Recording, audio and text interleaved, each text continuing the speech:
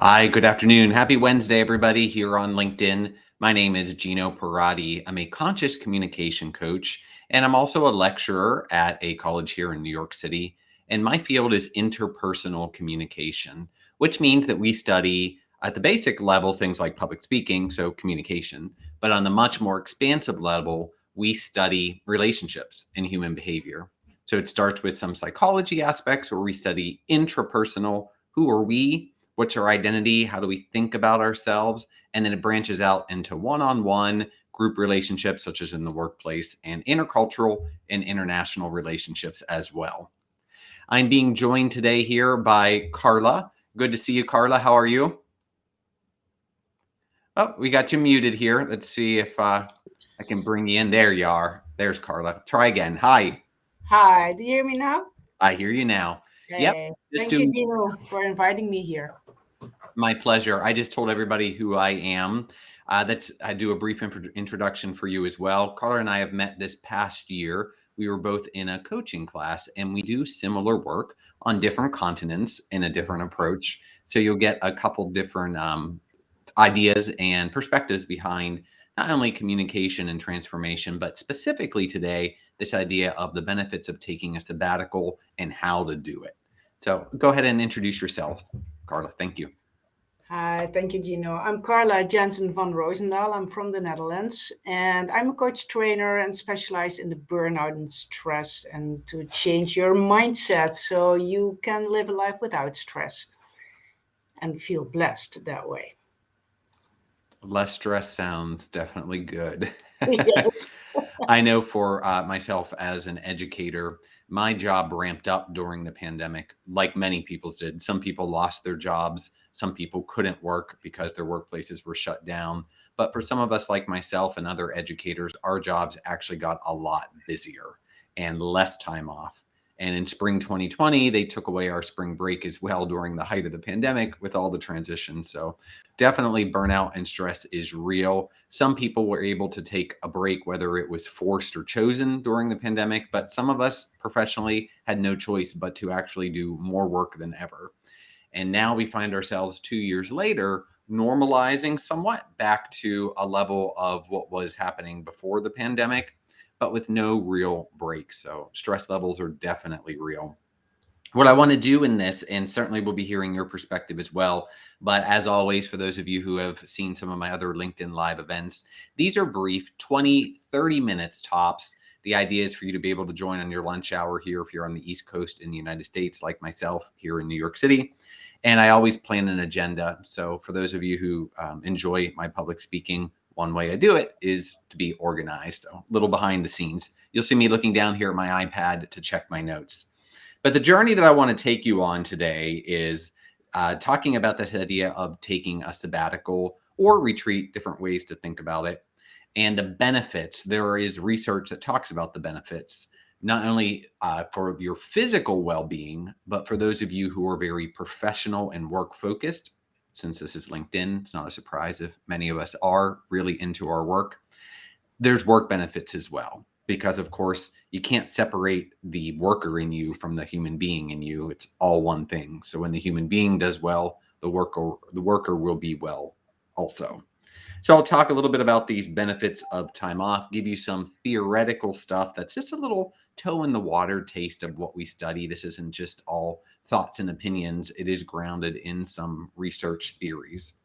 Talk to you about this idea of giving yourself permission. And perhaps this is something Carla wants to speak about as well when we get to this section. But so many of us, we actually do know what we want, but we won't give ourselves the permission to do it. So that's step one. And Carla will be able to give you some information there. But I'm also going to tell you how I got over that for myself. And now that I'm in my 40s, it's all about giving myself access to what I need to be well. So this idea of self-care, that's been a popular topic. Then I also want to touch upon this idea of travel versus tourism. This has been a very busy travel season. I definitely know within the United States, and Carla, you can maybe talk a little bit more about how it's going on in Europe, but the airline industry has been getting a lot of attention because short staffed, but also very busy. So people are traveling again, which is great. Travel is different than tourism, though. One of them is inspiring, and the other isn't going to do a whole lot in terms of helping you recover from this idea of burnout. So, how do you be a traveler versus a tourist? And then finally, just give you some tips on how you can start planning your sabbatical. So, if you are so in need of some time away, how do you go about planning something like that? Even if you give yourself permission, do it. How can it be, not such an overwhelming task? How can you possibly leave your full-time job for a period? People do. I've done it multiple times. Lucky, lucky. um, so I'll go ahead and start. And Carla, at any time you want to put in some ideas and theories and perspectives, please feel free to do that. But I definitely would love to hear you in this idea when we get to the permission section, your thoughts on that. The first thing I want to touch upon is what's the whole point of taking a sabbatical? My perspective on this is it's really from switching over from doing to being mode. And our actions are a combination, and this is from my field of persuasion studies. Our actions, our behavior is a result of our thinking and our feeling. So when we get into routine behaviors where we do the same tasks every day and we show up to the same desk or the same office space and we're talking to the same basic people, it's no new information coming into our thinking and not necessarily into our feeling. Or if you are feeling burned out, what used to excite you is now not. It may be frustrating, or there's a negative emotion attached to the traditional thinking. So it's resulting in the behavior. And after a period of time, what's really interesting is this comes from Dr. Joe Dispenza's work from the book Breaking the Habit of Being Yourself. The body starts to memorize this routine. So think about an exercise routine, or if you walk the same path every day in your neighborhood, take your dog for a walk. After a while, your body will just do it without you having to consciously think about it. So the consciousness aspect has left. And this idea of switching from doing to being that's when you've embodied this thinking and this feeling. So you're in this state of being, habitual being. And the idea of Yes, this automated. automated, yeah, nice word to say it. So this idea of taking a sabbatical or a retreat or stepping away from the everyday routine is that your normal way of being is disrupted. It has to be. New places, new ways to interact, new environments force you to think differently, and new stimuli in those environments. So when I say stimuli, sensory experiences, new tastes, new Yeah. smells, new sights. They wrench us from the habit. It forces our body out of that normal automated, to use Carla's good word, automated being, and allows something new to be born. This idea of transformation, to become something else through new thinking and new being. Carla, did you have any thoughts that you wanted to talk about before I move us into some of the research for the benefits of time off? Yeah, our thinking is based on our beliefs. So staying in the same environment is staying in everything the same, also easier to stay in the same beliefs. Going out of your environment, there's some new triggers there, and it makes it easier to encounter like beliefs that you start questioning, are they true? Or you talk to different kind of people, especially when you're at another place, and they will say different things than your friends and your family always are in the same thing, and it will make you think more about what's going on. And that's one of the triggers that I really love about taking a sabbatical in another place. So all these triggers can help you to think in a different way, feel that way in a different way, and do in a different way, with, of course, a different result. I love that she used the word trigger. In popular usage here in the United States, that word is often used in a negative context. That person triggered Yeah. me and I got angry, or it triggered a traumatic event that happened in the past. But it isn't necessarily negative. It is exactly what you had mentioned. It's about getting an emotional reaction, a result. So those emotions can be positive, they can be negative. So this triggering that you're using it in a very positive context, or it's like Yeah, flipping that's the light switch on. The electricity's Yeah. flowing again. And that's also a choice. If you get triggered by a certain person or situation, start thinking like, what is this trigger doing to me and what can I get out of it? And if you go just with what it's doing to you, you're tended to go into this negative field. Yeah. But if you start questioning like, hey, what kind of lesson can I learn from this situation or this person or this trigger? What is it asking from me? I mean, why do I get triggered? Because there is some negative whatever underneath. So if I ask the question like, what can it tell me and what can I do so I won't get triggered again? That's where I bring it into the positive side. That's beautiful. For those of you who've watched some of my other LinkedIn lives and have worked with me in the past, you know that I like to arrange this think, feel, do into an algebra equation. Think plus feel equals do. And the reason I like to do that is it really shows how thoughts alone aren't enough to just spur the action. They need the fuel, the energy of the emotion. So when you start tweaking those, just like you do in an algebra equation, you change one of the variables on the one side of the equation, it changes the result, the answer on the other side of the equation. So in this case, it's changing what we're thinking about in order to reassess by asking the question, why am I feeling this way? Why was it triggering? It's giving birth to new knowledge. And that's the thinking part, which will allow you to experience a different feeling, which will allow you to have a different result, which is on the other side of the equal sign. So that I love Yep. that. If you're joining today, please feel free to type a message in the chat. I am keeping an eye on that. Any comments, you can also feel free to put where you're joining from. That's always fun to see that we get people joining from all around the world in different LinkedIn lives. So that's always fun. I invite you to do that. We'll answer questions either as they come in, if it makes sense at that time, or we'll wait till the very end to answer any questions that people may have. But please feel free to use that chat functionality. I need to slow my brain down today so I can speak properly. I'm in the middle of putting together my July newsletter, which is conscious communication here on LinkedIn. And I put together a variety of resources to support you with this idea of how do you take a sabbatical. And to help with the permission part, which I'll get to very soon, meaning I kind of want to, but I shouldn't. I don't think I can. Good people don't take time off like that. We just do a week off and then we get back to work. It's very common in the United States. Take 5 days and call that a vacation. It's not, in my opinion. Never again will I only settle for 5 days off. That's not going to happen. Because here's why. When I tell you what's coming up next, and these articles that I'm giving you some basic information from, these are going to be out in my July newsletter. For those of you who don't know, feel free to look it up here on LinkedIn. It's Conscious Communication. You can find it at my website at the featured part of my profile at the very top. So here are some benefits from these articles. First one is from the Greater Good Science Center. That's part of University of California, Berkeley, one of my absolute favorite resources. I subscribe to their weekly newsletter, which is free. It's an e-newsletter. Arrives in your email. I encourage you to do that as well.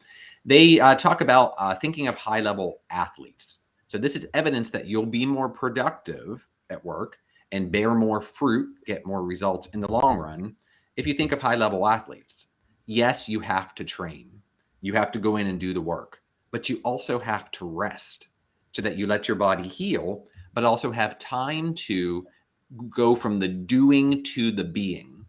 And to support that basic information from Greater Good Science Center, I used to be a coach at an Olympic training center, gymnastics, for the sport of gymnastics in Orlando, Florida. I also managed that facility for a while. And we know with our athletes, we would work for so long on basic things like when you pick your leg up, knee straight, toes pointed. We would work on that. And then we had so many different drills and exercises and little tricks to help the students learn that skill. But by the time they got to be a proficient athlete, that was already being. There was no more doing. As soon as the leg came off the ground, they didn't have to think about it anymore. It was an automatic response, leg straight, toe pointed. And some of the very top athletes, if you watch them dismount the balance beam, for example, they're running down the beam to do a round off, whatever, double back at the end, and their toes are pointed when they're running down the beam because that is a sign of the being. All of the doing has switched over being. So rest needs to happen after the doing. Rest needs to happen so your body can become it. And then now you don't have to work so hard. You are it. This source is second one from Scientific American magazine. This is a direct quote. Psychologists have established that vacations have real benefits. Nice to hear. Vacations likely revitalize the body and mind by distancing people from job-related stress, like Carla mentioned, by immersing people in new places, cuisines, and social circles, which in turn may lead to original ideas and insights. And by giving people the opportunity to get a good night's sleep and to let their minds drift from one experience to the next, rather than forcing their brains to concentrate on a single task for hours at a time. So in other words, give your brain a break. The first one is the idea of athletes, give your body a break. The second one is our brain is also part of our body. Give your brain a break. If it's been working really hard, like many of us during the last 2 years of the pandemic, not just doing work, but also solving new problems, finding new ways, the brain's been working overtime. This is from Medium. To learn something well, you need to study it for a while and then take a break. The break can be something that occupies your hands or body, but that doesn't require much from your brain. For me, my breaks, when Carla and I were in that coaching class together in the fall, she can vouch for this. I joined remotely from my phone because the only time I could squeeze that class in that we were part of was when I took my walk, and that was my break. My body was moving. So you don't have to sit around and do nothing. If you like to be active, or if you've been sitting all day like many of us do for our professions, you can do stuff. You can get up and clean your house or take a walk or exercise. That's still getting this retreat from the activity. Forbes magazine, I have two more here. Forbes magazine, sabbaticals promote well-being, decrease stress, and provide opportunities to acquire new knowledge and skills. So more support for the idea of getting away means new knowledge, new skills. And as Carla and I mentioned, new knowledge leads to new feelings, which leads to new behaviors, which leads to new realities. And the final one is from Forbes magazine. Direct quote. Those who spent their sabbatical in another country enjoyed bigger gains in well-being than did those who merely worked on different projects, but from the same location. So that is some evidence to suggest that getting away from so many everyday things, eating the same thing for breakfast, smelling the same smells, going back to this idea of sensory experiences. When you go to a different country, it is different. Different languages, different types of clothes, different flowers, the different smells, the different tastes. So there's evidence that it really does provide more well-being through this new immersive environment. What are your thoughts on that, Carla? Anything you'd like to add?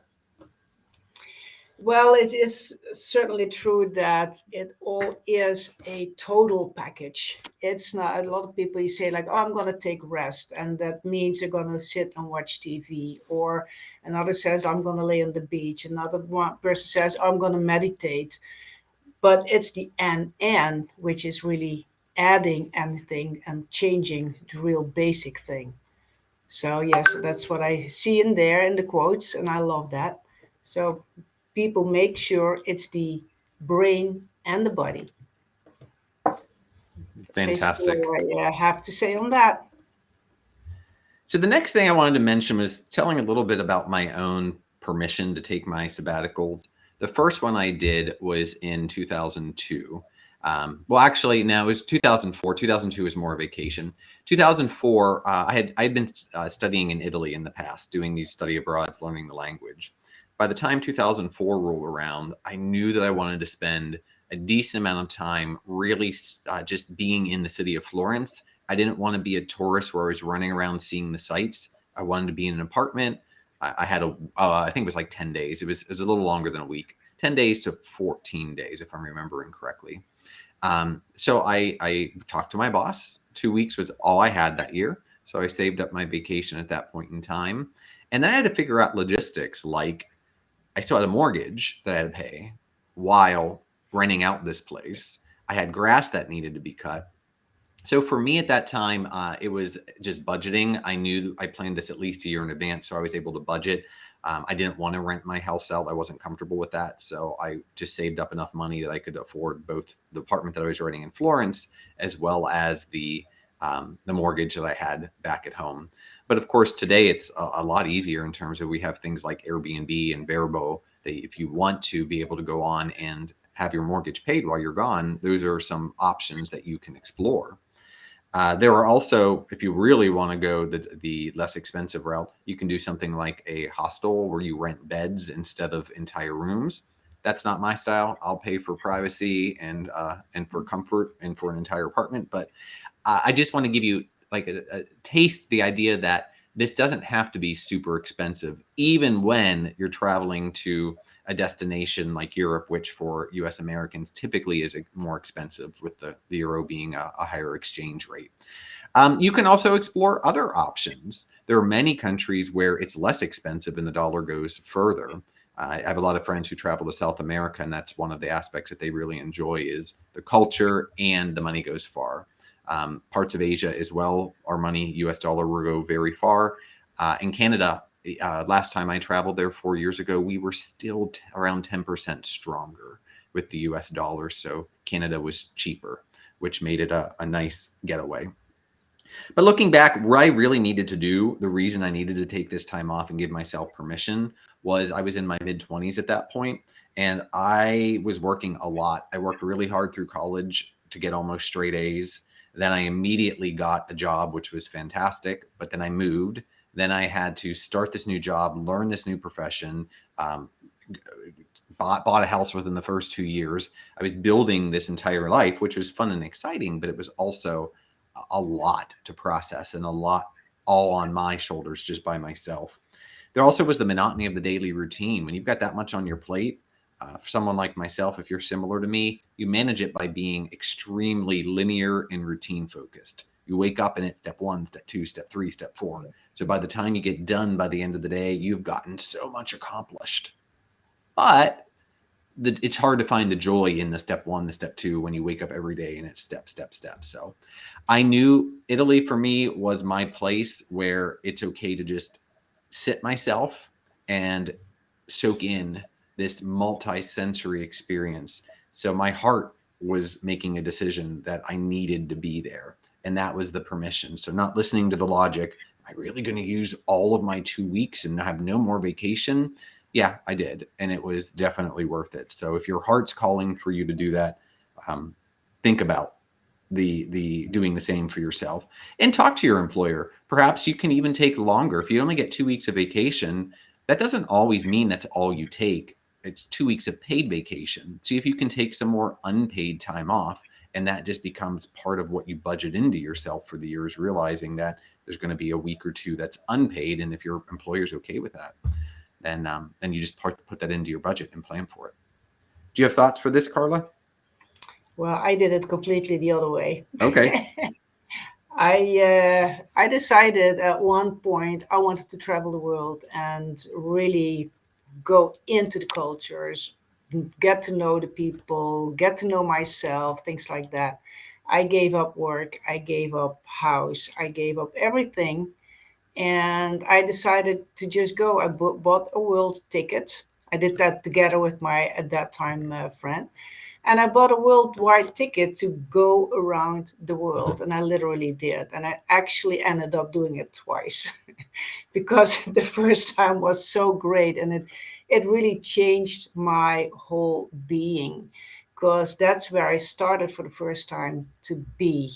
And I did was like that was like for me in my beginning of like mid 30s, beginning to mid 30s, and it really my mindset changed, being able to be low budget. We did that on purpose. We had the choice, low budget or high budget, and we on purpose did it low budget, so we were kind of forced to mingle how do you say that, with the local people, go Mingle. with Yeah. the mingle, thank you, go with the local buses, things like that. So that's where we really got into the culture, and we never missed luxury. although we had a very luxurious life before we went on that. So it really also made things for me different in the way, like, what's important in life. Seeing kids playing with just a piece of wood and having more fun than seeing the kids in my own country playing with tons of playful stuff in their room. I mean, they never were as happy as these other kids there with a piece of wood. So it really, yeah, I took the time to meditate. I started it actually in that time, things like that. So it changed my life completely. From, yeah, it was from living to being. It's a great segue into this idea of travel versus tourism. And we're going to spend the next 5 minutes talking about that and then just giving some basic tips for how you can start to plan a sabbatical for yourself. And I'll tell you about a retreat that I am actively working on. So I was in Europe just last month, and I'm going back in July to do some more research and to take a little mini sabbatical for myself as well. It's been a very busy year before the academic semester starts in the fall. But you said something really well, which is mingle with the tourists. This has been my approach as well since, gosh, I'd say going back to now, since 2004. 2002 was my last kind of whirlwind tourism where it was go to see the sights, take the photo. I always look for apartments or hotels in the local areas, eating at the local restaurants, avoid areas where, as a native English speaker, if I hear English spoken, I tend to go in the opposite direction unless there's a non-US accent attached to it, because a lot of people from Holland speak English, so that's okay. That's an international. But if I hear US English, I'm like, I didn't fly to the other side of the world to hang out with other people from the US. I came here to be with people from other countries so that I can Yeah, learn and that's absorb, great. cross-pollinate these ideas, and find commonalities, but also allow them to highlight important differences, which, as you said, like introspectively, we just kind of believe that and took it as truth, but you don't believe that. So why do I believe that? And then here's the biggest one. Well, and if that's not true necessarily, then what other things that have become the foundation of my life might not be true? And that's Mhm. this shattering. So you kind of, you need to be ready for this, by the way. Like if you're not ready to start to become someone else, if you're really scared or you're in your comfort zone and you're fearful to step out into a learning or growth space, then this idea of sabbatical may not be for you. You might want to be a tourist until you are emotionally ready to become something else. But this is from a book that I love. It's from Craig Storti, Storti is the author, and the book name is Why Travel Matters. It was published somewhere around 2015, 2016. And he talks about how tourism insulates us. Like you said, by luxury, it puts you into accommodations and situations that you're accustomed to. So you're going abroad to see sights, but you're not actually engaging the culture or having to do something different. So in his eyes, it really insulates the experience, which doesn't allow you to learn as much, feel as much, and then therefore change what you're doing.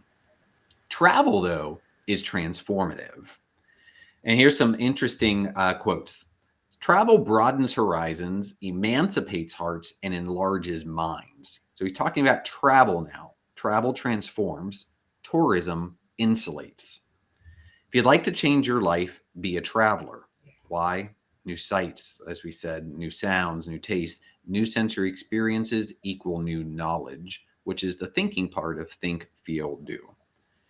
Tourism is travel without the foreign. It insulates the tourist from the inconveniences, the shocking, the novel. It insulates the tourist from the lessons too. Yes.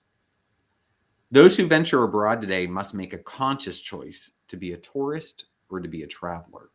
Tourism's easy, and I get it. That's part of the idea. We've been really busy, so much thinking and planning. So to go with a pre-packaged experience that's about tourism, no thinking sounds really appealing. That may sound like the answer to something that is burnout, but that's not necessarily what the research is suggesting. What it's suggesting is you're not looking for a retreat from thinking or feeling. You're just looking for new experiences. You're not looking to do nothing. You're looking to engage the body and the mind in new and novel ways. Yep. So the last two things here from Craig Storti's book, Why Travel Matters. What is different about travel is the amount and variety of new experiences, unequaled in virtually any other human activity. So, the essence of travel is to create new knowledge through new sensory experiences. Your thoughts on that, Carla? Yeah, and again, not only the sensory experiences, I think it's also with the sensory experiences, with all experiences, it's your something in your brain starts to be different as well, because you're going to make new patterns in your brain, and that's where we really, really in the base.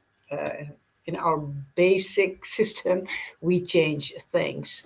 And yeah, it does emancipate hearts. It does enlarge the mind. If I just look at my own experiences doing these sabbaticals, it's really, really enlarging my mind as well, big time.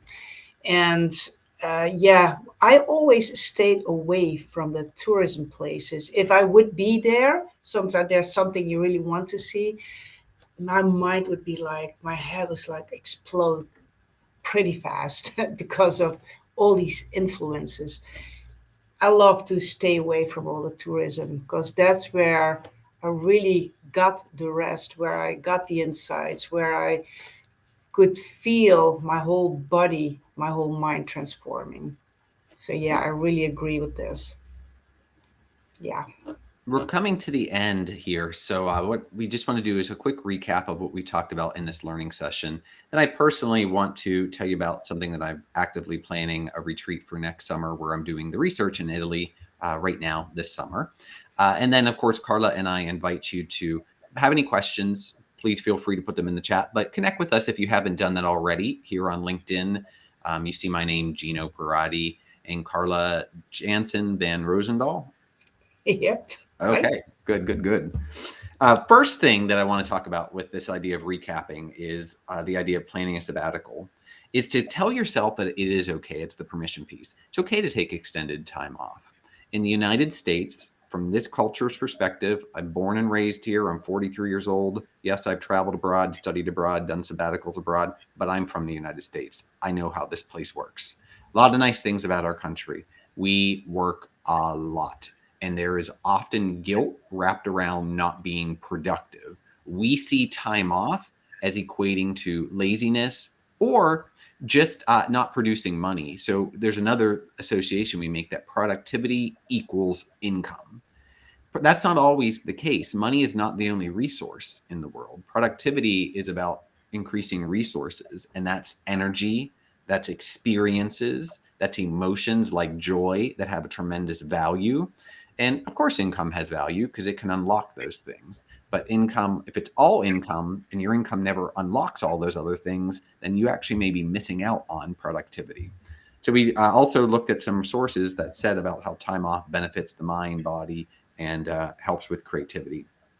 Second idea is the more logistic side of things. Get an idea of what your ideal financial budget is. How much can you spend? Because that really is going to direct your plans. Where are you going to travel? The currency exchange rate is going to matter. Can you go to Europe, which is more expensive than the US dollar, so it's going to cost more? Or do you pick a location where the US dollar is stronger and you get more for your money? So think about how much can you realistically afford. Consider whether or not you're still going to have to pay bills at home. I didn't want to rent my house out, so I still had to pay my mortgage. And then I had to pay someone to cut my grass while I was gone as well, since I wasn't home to do it. So you can plan for that and perhaps even make some side income as well in preparation for creating that particular fund. So that's step two, is get an idea of the budget. Step three, I invite you to speak to people like Carla and I, and other people who've not just done tours, but people who have truly taken time away for growth, this thing that we're calling sabbatical or retreat. Talk to us, see how we have done it, learn from our lessons. What would we do differently than we've done the last time? So talk to us, reach out to people like us. Finally, the last one, this is an important piece. The second one was get an idea of your financial budget. So it gives some boundaries, which is important. But this one also is the emotions don't need boundaries. Where does it excite you? Don't just make a logical choice. I can go here because I can spend a lot of time and my money will go far. If you don't feel any particular pull from the heart for that culture, I needed to be in Italy. I needed it. That is where I wanted to be. So I had to figure out the budget that would work for that scenario. If you don't have a location that's a must be for you, then you have more flexibility. But some of you will also have a heart space. This is where I need to be. So listen to that. You want to go somewhere that you'll be thrilled to wake up in every single day and spend time exploring. And that's the whole point of these sabbaticals, is to reawaken that childlike curiosity and start making life fun again. Start having fun in your daily life. So with that in mind, I'm going to end here with telling you a little bit about what I am working on with a colleague of mine. And this is a trip for summer 2023 is what we're looking at scheduling. And it's a retreat that we're planning for Italy. We're currently scaling out locations. We've looked in central Italy, so the Tuscany area, with Florence as an option. And I'm also returning here at the end of the month to northern Italy to scope out some locations. Out on the outskirts of Milan, I know some amazing locations. I've been traveling to Italy for over 20 years now, studying the culture, leading study programs as well. So I'm going to put together something really nice. It's going to be about 5 to 7 days to really help you re-engage with life, see things through new eyes, gain new knowledge, gain new positive emotional experiences, and understand what you want to become at the end of this process. So if that's interesting to you, please message me. We've created a group here on LinkedIn where we're able to put everybody who's interested and then keep you up to date as we build out the programming. We're in the final minute or so, so any questions, please drop into the chat. Carla, concluding comments you'd like to make? Yeah, one comment. If you really want to go on the sabbatical, take time off, and you're planning it and it's not going through, and you're planning it again, it's not going through, something in your unconscious belief is holding you back.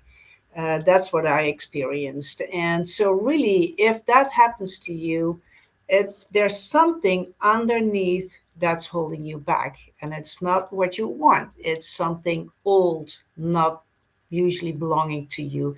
So ask yourself, either seek help or try to do it yourself. What is keeping me away? What am I afraid of? What is happening around me? The reasons that I'm not going, which maybe is a lesson for me why I am not going. So, but take I mean your own gut. Uh, yeah, I think it's gut. That's Go accurate, for it. yes. Yes, go for it. I mean, I gave up work and home 3 times. The third time I said I am going no matter what, and that's where I left.